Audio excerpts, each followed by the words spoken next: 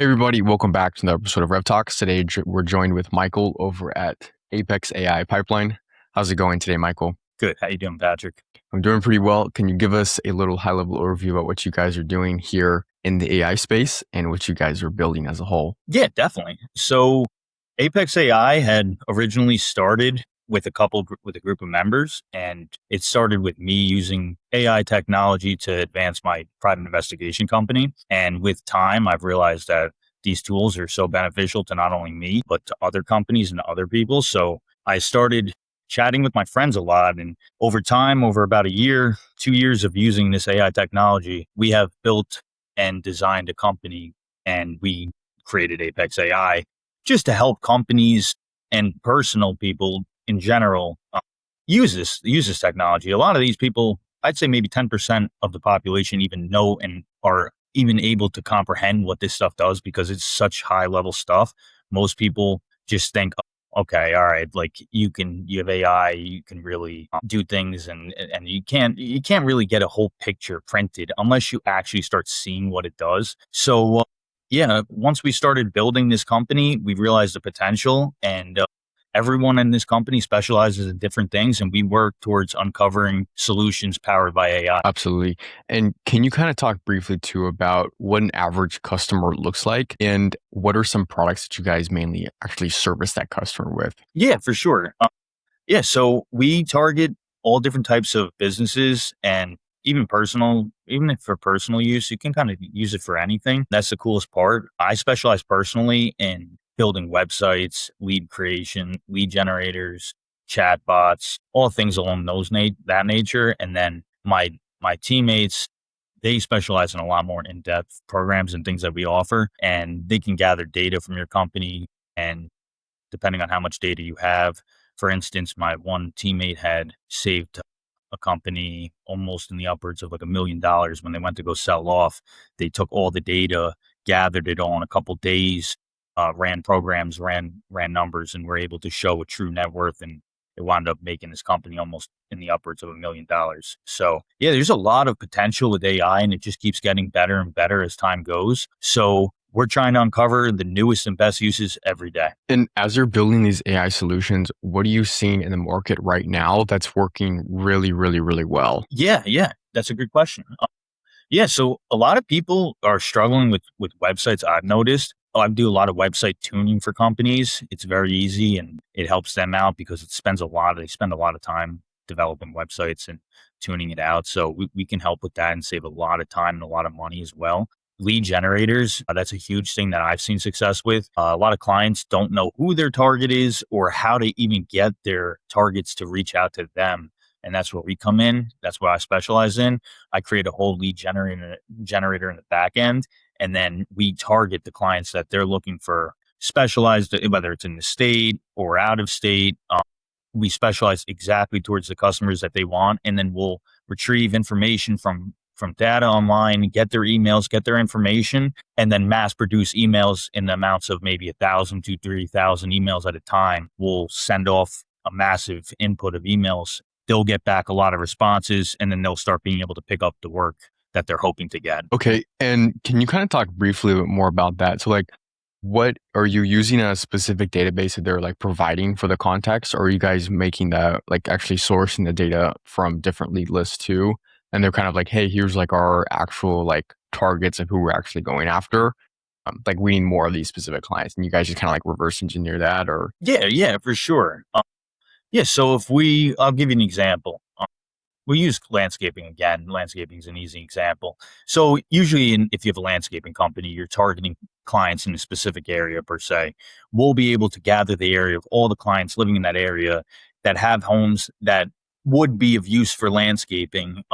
We can probably check out geolocation, see what residents would be of best nature for the client and in the area. So we make sure we cover the area, the type of clients they want, and the perfect setup message. They can come up with like a template, I guess. We can help them, but yeah, it's usually up to the client to come up with like a custom template that they want to send out.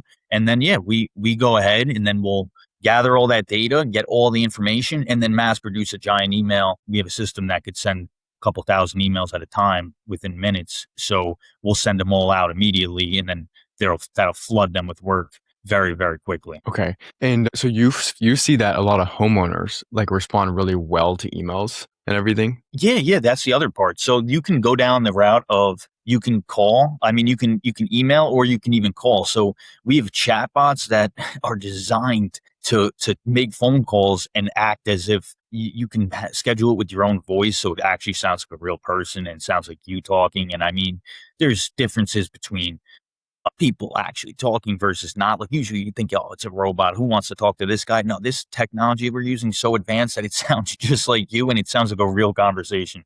You almost wouldn't even be able to tell the difference. And that's what's so crazy. It really is amazing, this technology that keeps coming out. And if you're not utilizing it, I feel like it's almost a nature. It's almost destined that you're not going to make it. It's Yeah. almost like you have to Really adapt. interesting because I've always had like maybe it was a belief thing, but I think maybe in the earlier days we were cold emailing to like local businesses, and for some reason Mhm. it just never panned out. It was always like meta ads are really good for them because you can do target location based and have just recurring ads hit them up constantly and calling really well too.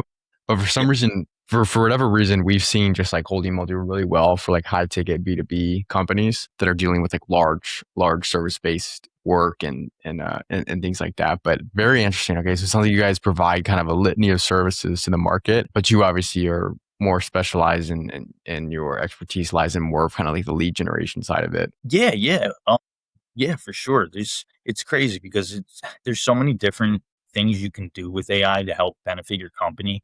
Everyone's problems vary significantly, and depending on what your problem is, we almost have a solution for almost every type of problem. And that's the part that blows my mind because every time I have a question or another answer, another problem, I ask my team, and all of a sudden we have another solution. It's like, how are we coming up with solutions so fast? And I really truly believe this AI technology is so powerful. It gives you these solutions that would take people, normal, an ordinary person, probably days, weeks, months, possibly even years for some of this stuff. Do you think that hurts your like scalability down the line if you guys are providing a bunch of different solutions to a bunch of different avatars instead of just like focusing on one, or is like fulfillment like super easy to where like you could have 100 companies approach you tomorrow with like 50 different variants of what they need, and you guys can just like easily whip them up? I mean, like I don't know personally, but would that be something that like is easier at scale or like harder at scale? Yeah, that's a great question actually, and that's something that we're starting to like see more of because we're starting to expand in almost all categories. And it's interesting because some things, maybe 10 to 15%, we kind of try to avoid some of the actual work because it's involving money and certain things that are like what's the word I'm looking for? Certain things that are not protected. So it's the protection issues are part of it, like privacy issues. How much information can a company release to us without giving us everything in a sense. So like that's where a little bit of the problems fall. And as you get to bigger and bigger companies, you start to see more and more of that. I'm starting to see, and that's something we're starting to try to tackle more of and try to understand how we can help them more. But yeah, that privacy is a big concern, especially using AI, because not every company trusts it. Number one. Number two, it's just not what they have previously done. So when you enter into a new world, it's a fear, and most people don't know what they're going to get back and what it's going to look like. But once they start to see the type of solutions we bring to their problems, it's almost as if everyone we talk to can't stop referring us or calling us and trying to do more with us. There's just more and more that we're uncovering that we can do every single day, and we're starting to see. I mean, I run a PI company, and I'm swamped with my PI work, but this other work is starting to build up so much that now I'm starting to realize AI is possibly the next biggest thing in the world. And if we're not full in on AI and understand how this stuff works, you're just destined to fail. I feel it's so hard to just look back at the world and how it used to be and then look forward and then try processing it without using AI. It's almost like you're destined to fail now. It's such a sad thought because Yeah. I used to not like AI. I used to say, I think this is going to be the doomsday of us. I think this is going to be the end of the world. I think this is going to be a major problem for banking and for a lot of different things.